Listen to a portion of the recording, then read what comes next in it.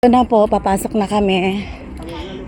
Ito ay lugar talaga ng mayayaman. Dati, nakarating na ako dito guys, nung dito pa ako nagtatrabaho sa Papago, yung unang amo ko. 3 beses na kaming kumain dito, sa Verde. Nasa loob siya ng nasa loob siya ng forest. Yan.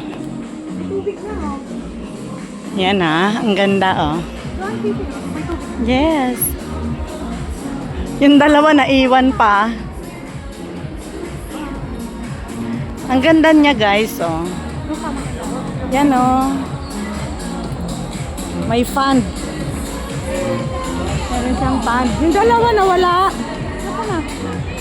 Nag-video pa sila doon. Nag-video pa sila. Nag-picture pa.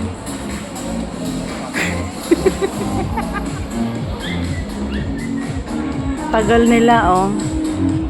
Ay, ang cute ang ganda ng Ayan oh.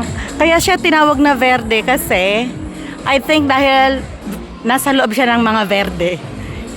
Yan. Nasa loob siya ng forest yung restaurant nila. Di ba ang ganda?